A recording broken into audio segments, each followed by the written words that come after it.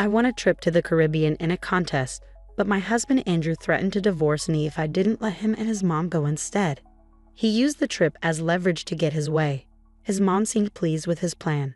I couldn't let them get away with it. I'm determined to get back at them. My name's Lillian, and I'm 32 years old. I work a regular job and have a son named Andrew. I didn't really date much in college and didn't think much about romance until later. When I turned 30, my parents, worried about me, helped me find someone to marry. Andrew seemed like a good match. He cared a lot about his family, which was important to me too. We got married and everyone was happy for us. It felt like a dream come true. About 6 months into our marriage, I got a bunch of calls from Andrew. He sounded really tired when I called him back. He told me his dad, Alfred, had collapsed at home and was rushed to the hospital. It was shocking news because Alfred had always been healthy. After Alfred passed away, Andrew became very attentive to his mom, who was now alone. He'd visit her every day, take her out for dinner or shopping, and even took time off work to go on a trip with her. It's not like he ignored me, but whenever there was a conflict in our plans, he'd choose to be with her. He'd say things like, "Sorry, Lillian, Mom needs me," or "We planned this with Mom a while ago." I'd agree, but deep down, I felt frustrated. Why was I always the one having to compromise? Wasn't Andrew's mom being a bit too demanding? No matter why Andrew is so attentive to his mom, it's clear he's really close to her. Apart from this issue, our marriage was fine. I just figured this was normal. My personal escape? Doing crossword puzzles with prizes. They were perfect for when Andrew was busy with his mom. Sometimes, I'd even win gift cards or food. One day, I won a big prize: 2 tickets to the Caribbean. I was so excited, I checked the win multiple times. But before contacting the airline, I had to decide who to take. My first thought was Andrew, but I hesitated. He often traveled with his mom, and I didn't want her to come along if I suggested we go together. After thinking it over, I decided to give the trip to my parents.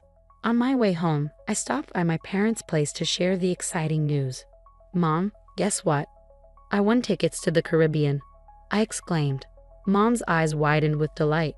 "Wow, that's fantastic. You and Andrew must be thrilled." I hesitated for a moment before replying, "Actually, I want you and Dad to have them." Mom was taken aback. "For us? Are you sure?" she asked, pleasantly surprised. "Absolutely. Andrew travels a lot already. I want you two to enjoy this opportunity," I explained. Mom was beaming with joy, but Dad seemed worried. "Dad looks concerned," I noticed. "Well, I have work, dear. It's a busy time of year for our company, so it's not ideal for me to be away," Dad explained. "That's too bad," I sighed. Then Dad had an idea. "Why not go with Olivia instead? It was your prize originally, right? Go and have some quality time with her," he suggested. Mom eagerly agreed, saying, "That sounds wonderful." Feeling excited and grateful, I applied for leave the next day, which was quickly approved. I then contacted the airline to let them know my parents would be using the tickets. On my way home from work, I stopped by a bookstore and bought a guidebook for the Caribbean trip. It had been ages since Mom and I had traveled together, and I was genuinely thrilled. But when I got home, something unexpected awaited me. "I'm home," I announced as I walked in. Surprised to see the lights on, I assumed Andrew was there. But instead of his shoes, I spotted a familiar pair of women's shoes at the entrance. As I wondered, Matilda emerged from the living room. "Lillian, do you know what time it is?" she scolded. "Oh, Matilda, I didn't realize you were here," I replied. "It's not just about me being here. It's late and Andrew will be back soon," she continued. "I'm sorry, I'll make dinner right away," I apologized. But Matilda didn't stop there. She criticized me for not making the bed and questioned if I took my role as a daughter-in-law seriously. Matilda sighed, blaming my working for the situation. According to her, I should prioritize home over work. She had a key to our place and often dropped by unexpectedly since she lived nearby. Matilda held old-fashioned beliefs about a daughter-in-law's role, expecting me to serve Andrew and the family without question. Her constant criticism made it hard for me to warm up to her. As I unpacked and began making dinner, Matilda suddenly exclaimed, "Wait, what's this, Lillian? Are you planning a trip to the Caribbean?" She had found the guidebook I had just bought. "Matilda, why are you going through my stuff?" I asked, annoyed. "That's not the point. Why are you going to the Caribbean?" she demanded. "I won a trip in a contest. I was going to give it to Mom, I explained. I haven't heard anything about this. Why should I? Matilda snapped back. Our argument was interrupted by Andrew's arrival. Matilda quickly told him what she found, pointing at me accusingly. Andrew, listen. Lillian's being thoughtless. Did she do something wrong? She asked. Andrew turned to me, his expression stern. What's going on? He demanded. I won the trip and wanted to give it to my parents. But since Dad can't go, you're going with Mom. I replied calmly. Why didn't you talk to me about this? It's my prize, Andrew said, looking frustrated. What's the big deal? You always travel with Matilda, I retorted. It's not the same. Mom and I only go on trips within the country. We haven't been abroad in years. How could you decide this without talking to me? Andrew slammed his hand on the table, cutting me off. You're getting too bold for a daughter-in-law. Mom and I are going. You stay home. Mommy, I couldn't hide my disdain at Andrew's childish word choice. Wait a minute. This trip, you've had enough. If you're not happy, let's talk about divorce. Divorce? I couldn't believe what I was hearing. Threatening divorce over something like this seemed absurd to me. Fuming, I shot back. I won this trip fair and square. I've already decided to give it to my own mom. Can't you just pick up on the signals for once? Mom wants to go. When does it end with putting Matilda first? You never think about how I feel. I don't care how you feel. Like I said, this trip is for me and Mommy. Stay home and behave. Andrew insisted coldly. My affection for Andrew was quickly fading. It was clear I ranked lower than Matilda in his eyes. I couldn't keep dealing with their ridiculous dynamic, so I calmly told Andrew, fine, do what you want and enjoy your trip. You should have listened in the first place. Do what you want, Andrew replied dismissively, a far cry from the caring Andrew I once knew. Meanwhile, Matilda looked smug and victorious.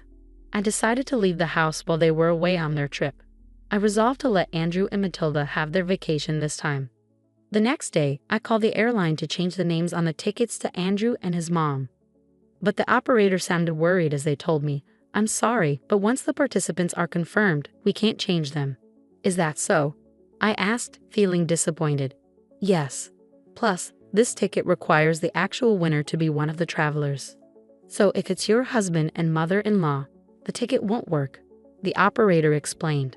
So, if I don't go, the ticket is useless, I clarified. Exactly. Please check the documents we sent you. They mention this condition, they advised. After reviewing the documents, I found out that only the winner could use the ticket, and it couldn't be transferred. I explained this to the operator and decided not to go on a trip without telling Andrew and Matilda. Instead, I made plans to let them travel at their own expense. That evening, when I got back from work, I casually brought up the Caribbean trip to Andrew. Hey, about the trip? I started. Yeah? Did you talk to the airline? Are Mommy and I all set to go? Andrew asked eagerly. I did call them. Here are the winning documents and the tickets. I only need the tickets. I won't bother reading the documents, I replied. But there might be important details in there, especially since it's an international trip, Andrew suggested. I don't think I need to. Mommy and I have got it covered. We're efficient, unlike you, I retorted. Fine, whatever. I'll leave them here just in case, Andrew said, sounding annoyed. As I expected, Andrew didn't bother to read the documents. On the day of the trip, after making sure Andrew had left, I packed my bags and went to my parents' house. While unpacking, as I anticipated, I got a call from Andrew. As soon as I picked up, he started shouting. Hey, what's going on? They're saying the ticket can't be used, he exclaimed. That's right. If the winner doesn't go, the ticket is invalid, I explained calmly. What? Why didn't you tell me this earlier? Andrew demanded. I did tell you, remember? I mentioned it might be a good idea to read the instructions, I reminded him. You mean it was written in those documents you gave me? Andrew asked, sounding frustrated. Exactly. It's your fault for not reading. This is ridiculous. So how are we supposed to get to the Caribbean? Andrew asked, his tone getting more agitated. Well, the operator did mention that if the winner doesn't go, you'd have to pay the full price. I replied matter-of-factly. Clearly caught off guard by the situation, Andrew sounded frantic. I could hear Matilda's voice in the background, indicating they were both in distress. Andrew, what did Lillian say? Matilda demanded. Mommy, if Lillian doesn't have to pay for the trip. Andrew started to explain before handing the phone to Matilda. "Let me talk to her. I can't deal with this anymore," she demanded. I decided to let them sort it out themselves and hung up silently. It didn't take long before Andrew called back. "Hello," I answered, expecting more drama. "What is it now?" "I'm busy," I said coldly. "It's not. What is it?" Andrew sounded flustered. "I tried to buy the tickets, but the credit card isn't working," he explained. "Huh? I don't know anything about your card," I replied, puzzled. "It's not mine. It's your card," Andrew clarified. "Oh, so you're saying you used my card without my permission?" I accused. "I just need to fix it now. When I checked my wallet this morning, my card was missing." I had a hunch and immediately froze it. "I knew you stole it," Andrew retorted. "Are you kidding me? I was planning to shop with that card abroad." "Always messing things up, you jerk," I fired back. "You freaking witch." Andrew snapped. He showed no remorse for taking the trip or for using my card without permission. This guy always put himself first. Fed up with his behavior, I coldly told him off. "A jerk? Who were you calling that after mocking others all the time? You should just go to hell," I exclaimed. "What? Who are you talking to like that?" Andrew asked, sounding offended. "Who do you think? Calling out for mommy is honestly creepy. If you love mommy so much, why don't you two just stay together?" "I can't handle you, a mama's boy. There's no value in us being married," I declared. "Hey, calm down. If you keep this up, we'll divorce," Andrew threatened. "Fine by me." I was thinking the same thing. "I've left the house and don't plan to come back. Enjoy your time abroad with your beloved mommy. Hope you both drown in the Caribbean." I shot back before hanging up, feeling both angry and relieved. Furious, I ended the calls and blocked Andrew and his mother. Then, I went to a law firm my dad suggested and started the process of ending my marriage. When I looked at our savings to divide our assets, I saw that our joint account was empty. Andrew had taken out money multiple times, all around the time he went on a trip with his mom. It was clear he used the money for their travels. And he also used my credit card without asking. I demanded a big payment from him. As a result, he ended up owing money and was being chased by creditors. His mom, who used to get whatever she wanted, now had a strained relationship with Andrew, arguing with him every time they saw each other. It's funny how things turned out considering how spoiled he used to be. Meanwhile, I decided to stay with my parents for a while. I've caused them worry, so I want to make it up to them by living with them and taking care of them. Honestly, I'm done with marriage. What's really important is having a loving family. Going through this divorce made me realize that all over again.